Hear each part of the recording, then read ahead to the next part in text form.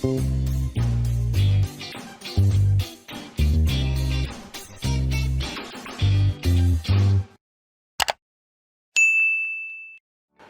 நான் தான் உங்கள் chef Deena. Welcome back to chef Deena's kitchen. இன்றைக்கி நம்ம கிச்சனில் ரொம்ப இன்ட்ரெஸ்டிங்காக ஒரு ரெசிபி பார்க்க போகிறோம். அதாவது சிக்கன் பாப்கார்ன். இதோட ஒரு அருமையான பன்னீர் கட்லெட்.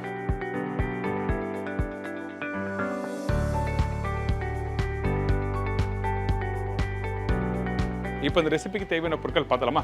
சிக்கன் பாப்கார்ன் தேவையான பொருட்கள்: சிக்கன் போன்லெஸ் 1/2 கிலோ, முட்டை 1 நம்பர், பால் 150 ml, இஞ்சி பூண்டு பேஸ்ட் 3/4 டேபிள் ஸ்பூன், மிளகு powder 1 teaspoon, chilli powder 3/4 teaspoon, தனியாத்தூள் 1 டீஸ்பூன், லெமன் ஜூஸ் சிறிதளவு, மைதா தேவையான அளவு, உப்பு தேவையான அளவு, எண்ணெய் ஃப்ரை பண்ணுறதுக்கு தேவையான அளவு.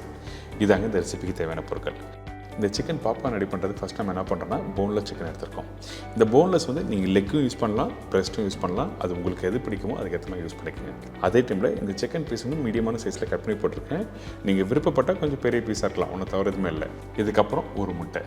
இந்த குவான்டிட்டிக்கு வந்து ஒரு முட்டை போதும், அதிகமான முட்டை யூஸ் பண்ண வேண்டாம், சரிங்களா? இதுக்கப்புறம் இஞ்சி பூண்டு பேஸ்ட்டு, மிளகாய் பவுடர்,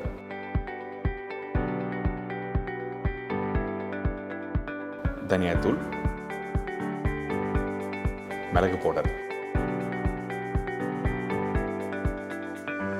இதெல்லாம் போட்ட பிறகு லெமன் ஜூஸ். இந்த லெமன் ஜூஸு சும்மா லைட்டாக அந்த புளிப்பு தன்மை தெரிஞ்சால் மட்டும் போதும், அதிகமான லெமன் ஜூஸ் வேண்டாம். இந்த இடத்துல பால் தேவையானக்கு உப்பு யூஸ் பண்ணுறோம். இந்த பால் எதுக்காக யூஸ் பண்ணுறதுன்னா இந்த மசாலாவோட இந்த சிக்கன் நல்லா ஊற வைக்க போகிறோம். அதனால் நல்லா ஜூஸியாக இருக்கிறதுக்காக இந்த பால் இந்த இடத்துல யூஸ் பண்ணுறோம். அதான் விஷயம், வேறு எதுவுமே இல்லை. சில பேர் வந்து தயிர் யூஸ் பண்ணுவாங்க, நீங்கள் தயிரும் யூஸ் பண்ணலாம், ஆப்ஷன். ஆனால் தயிர் யூஸ் பண்ணுற டைமில் வந்து லெமன் யூஸ் பண்ணக்கூடாது. அதே டைமில் அந்த தயிர் கொஞ்சம் அதிகமாக புளிப்பு தன்மை இருந்தால் நல்லா இருக்காது. அதனால தான் நம்ம என்ன பண்ணுறோம், பால் யூஸ் பண்ணுறோம். இதுக்கப்புறம் இந்த மாதிரி நல்லா மிக்ஸ் பண்ணி முடிச்ச பிறகு ஒரு மூடி போட்டு கரெக்டாக ஒரு மணி நேரம் ரெஸ்ட் விட்டுருங்க. அதுக்கு பிறகு ஓப்பன் பண்ணி பார்த்தீங்கன்னா அந்த மசாலா அந்த சிக்கனோட நல்லா மேரினேஷன் ஆகிருக்கும், நல்லா ஊறி இருக்கும். இதுக்கு பிறகு நம்ம என்ன பண்ணுறோன்னா, நம்மக்கிட்ட மைதாவும் இருக்கும், கோல்டு வாட்டர் இருக்குது. அந்த மசாலா வந்து டேரெக்டாக ஆயிலில் ஃப்ரை பண்ணால் அந்த மசாலா தனியாக போயிடும். அதனால் இந்த மாதிரி மைதாவில் கோட்டிங் பண்ணுறோம். இந்த மாதிரி மைதாவில் டிப் பண்ணி முடித்த பிறகு பக்கத்தில் கோல்டு வாட்டர் வச்சுருக்கேன். இந்த கோல்டு வாட்டரில் ஜஸ்ட்டு ப்ளேஸ் பண்ணுறோம். ஒரு செகண்ட் கழித்து திருப்பி வந்து செகண்ட் கோட்டிங் பண்ண போகிறோம். எதுக்காக இந்த மாதிரி கோல்டு வாட்டரில் வந்து நம்ம இந்த மாதிரி டிப் பண்ணுறோம் கேட்டிங்கன்னா, அப்போ தான் செகண்ட் கோட்டிங் பண்ணும்போது வந்து உங்களுக்கு வந்து அந்த மைதா ஒட்ட ஆரம்பிக்கும். இந்த மைதா இந்த மாதிரி ஒட்டும் போது நம்ம என்ன பண்ணால் அந்த ஃப்ளேக்ஸாக வரும். அதுவும் பர்டிகுலராக இந்த மைதாவை நீங்கள் செகண்ட் கோட்டிங் முடித்த பிறகு லைட்டாக நீங்கள் எக்ஸஸாக இருக்க மாவை வந்து நீங்கள் உதறணும். அப்போ தான் அந்த சிக்கன் இந்த மாதிரி லேயராக வரும். நான் திருப்பி இன்னொரு பீஸ் பண்ணி காமிக்கிறேன் பாருங்கள். ரெடி பண்ணி வச்சுருக்க அந்த சிக்கனை வந்து ஃபஸ்ட் கோட்டிங் பண்ணுறோம். இதுக்கப்புறம் இந்த கோல்டு வாட்டரில் போடுறோம். போட்ட பிறகு ஒரு செகண்டு கழித்து எடுத்துடுறோம். அந்த எக்ஸஸாக இருக்க மாவு எல்லாமே வெளியே வருதா? இந்த மாதிரி வந்த பிறகு செகண்ட் கோட்டிங் பண்ணுறோம். இந்த செகண்ட் கோட்டிங் பண்ணும்போது அதிகமாக மாவு வச்சு நீங்கள் அழுத்திலாம் பிடிக்க வேண்டியதில்லை, மெதுவாக நீங்கள் அப்படியே மிக்ஸ் பண்ணுங்கள். மிக்ஸ் பண்ணி முடித்த பிறகு இப்போ எக்ஸஸாக இருக்க மாவை உதறோம். இந்த மாதிரி உதறும் போது அந்த சிக்கன் மேலே லேயர் பார்த்தீங்கன்னா அப்படியே லேயராக வரும். ஸோ இதுதான் நல்லா கிறிஸ்பியாக வரும் நீங்கள் ஆயிலில் ஃப்ரை பண்ணும்போது. இதுதான் விஷயம், வேறு எதுவுமே இல்லை. இப்போ ரெடி பண்ணி வச்சுருக்க அந்த சிக்கனை 1 by 1 ஃப்ரை பண்ண ஆரம்பிக்கிறேன். கரெக்டான சூடில் வச்சு ஃப்ரை பண்ணுங்கள். எப்போயுமே வந்து நீங்கள் எந்த ஒரு ஃப்ரை ரெசிபி நீங்கள் வீட்டில் பண்ணும்போது எண்ணெய் சூடு கரெக்டாக இருக்கணும். இல்லைன்னா கலர் மாறிடும், உள்ளே வேகாது. உள்ளே வேகாமல் இருந்தால் சாப்பிட்றதுக்கு நல்லா இருக்காது. இதுதான் விஷயம், வேறு எதுவுமே இல்லை. ஸோ கரெக்டான சூடில் ஃப்ரை பண்ணி எடுக்கிறோம். இந்த மேரினேஷன் ஏகப்பட்ட மேரினேஷன் பண்ணலாம். ஆனால் நம்ம வீட்டில் இருக்க பொருளை வச்சு ஈஸியாக நல்லா ஒரு டேஸ்ட் அப்படி பண்ணுறது சொல்லிட்டு இன்றைக்கி உங்களுக்கு சொல்லி கொடுத்துருக்கேன். ட்ரை பண்ணி பாருங்கள். சண்டேயில் எப்போவுமே வந்து வீட்டில் சிக்கன் குழம்பு, சிக்கன் தொக்கு, இந்த மாதிரி ரெசிபிலாம் நீங்கள் வீட்டில் ட்ரை பண்ணியிருப்பீங்க. ஒரு சின்ன சேஞ்சஸுக்கு இந்த மாதிரி ஸ்நாக்ஸ் ட்ரை பண்ணி பாருங்களேன். பார்த்தீங்களா, இப்போ இந்த சிக்கன் பாப்கார்ன் எப்படி ரெடி பண்ணுறது உங்களுக்கு தெரிஞ்சிருக்கும். நல்லா கிறிஸ்பியாக முறுமுறு நல்லா சூப்பராக வந்துருக்கு.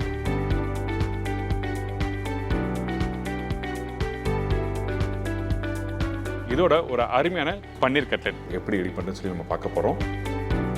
வாங்க இந்த ரெசிபிக்கு தேவையான பொருட்கள் பார்த்தலாம்.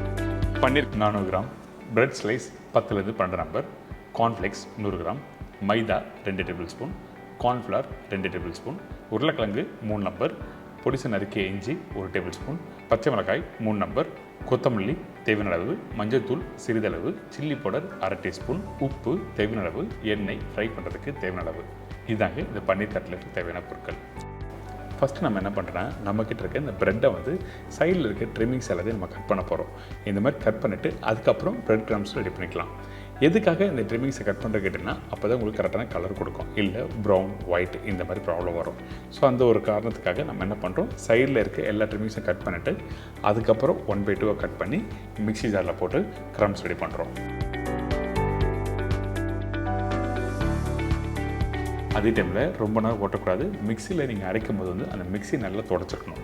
கொஞ்சம் தண்ணி இருந்தால் கூட சரியாக இருக்காது. இந்த மாதிரி க்ரம்ஸ் வந்து நல்லா உதிரி உதிரியாக வராது. சரிங்களா? இப்போ ரெடி ஆகிடுச்சு. ரெடியான இந்த க்ரம்ஸை அப்படியே ஒரு பவுலில் ட்ரான்ஸ்ஃபர் பண்ணிடலாம்.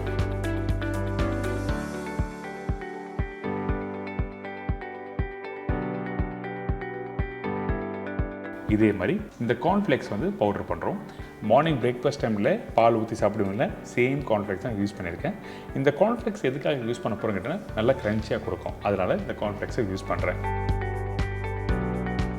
இதுக்கப்புறம் வந்து பைண்டிங் ஏஜென்ட், அதாவது அந்த கட்லெட்டில் இந்த கார்ன்ஃப்ளேக்ஸ் கோட்டிங் பண்ணுறதுக்கு இந்த பைண்டிங் ஏஜென்ட் ரொம்ப முக்கியம். அதனால் நம்ம என்ன பண்ணுறோம், இந்த கார்ன்ஃப்ளவர் 2 டேபிள் ஸ்பூன் போட்டிருக்கேன்.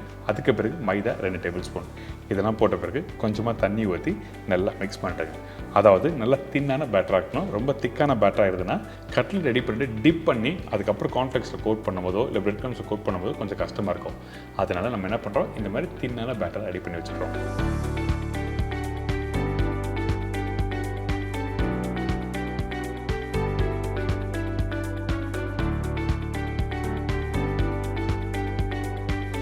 இந்த பன்னீரை கிரேட் பண்ணிவிட்டு அதுக்கப்புறம் உருளைக்கிழங்கு, இஞ்சி, பச்சை மிளகாய் எல்லாத்தையும் நம்ம போட்டு மிக்ஸ் பண்ண போகிறோம்.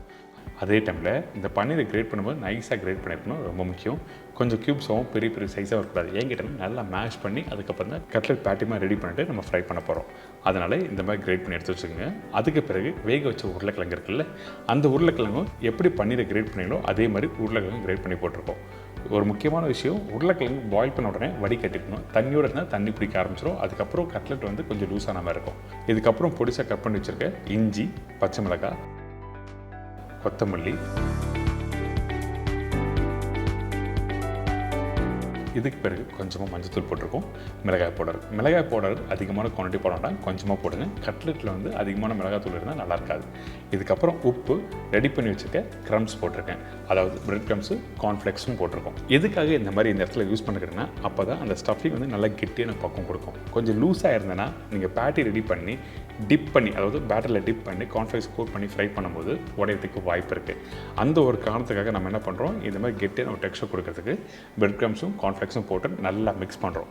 மிக்ஸ் பண்ணும்போது நல்லா மிக்ஸ் பண்ணுங்கள், மேஷ் ஆகணும். அப்போ தான் உங்களுக்கு கையில் பிடிக்கிறதுக்கு ஈஸியாக இருக்கும்.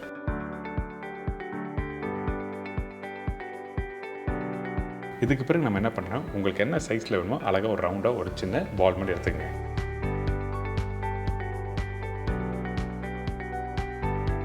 அதுக்கு பிறகு உள்ளங்கையில் வச்சு லைட்டாக ப்ரெஸ் பண்ணுறோம். ப்ரெஸ் பண்ணிவிட்டு எல்லா பகுதியும் ஈவனாக இந்த மாதிரி ரோல் பண்ணணும். எதுக்காக இந்த மாதிரி பண்ணுறோன்னா, ஒரு சைடு உடஞ்சிருக்கும், ஒரு சைடு உடையாமல் இருக்கும். அதனால் எல்லா பகுதியும் கரெக்டாக ரோல் பண்ணிவிட்டு அதுக்கப்புறம் எடுத்து வச்சுக்கோங்க.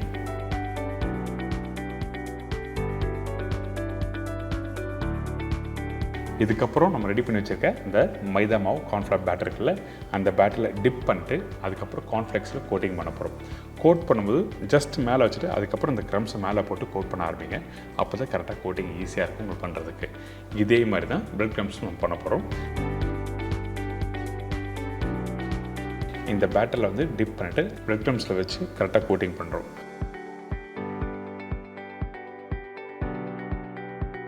ஸோ இந்த மாதிரி உங்களுக்கு பிடிச்ச மாதிரி பண்ணிக்கலாம்.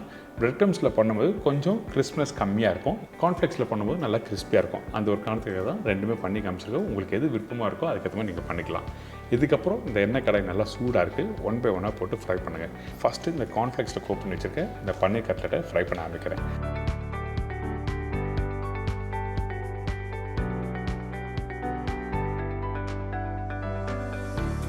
ஃப்ரை பண்ணும்போது 2 சைட்லையும் திருப்பி விட்டு நல்லா குக் பண்ண ஆரம்பிங்க.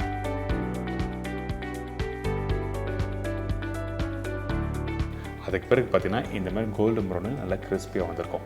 ஸோ இந்த மாதிரி கார்ன்ஃப்ளேக்ஸை யூஸ் பண்ணி பண்ணும்போது நல்லா கிறிஸ்பியாக இருக்கும். இதுவே வந்து பிரெட் க்ரம்ஸ் வச்சு பண்ணும்போது என்ன வித்தியாசம் சொல்லி ஃப்ரை பண்ணும்போது பாருங்கள். இப்போது பிரெட் க்ரம்ஸில் வச்சு கோட் பண்ண அந்த பன்னீர் கட்லெட்டை ஃப்ரை பண்ண ஆரம்பிக்கிறோம்.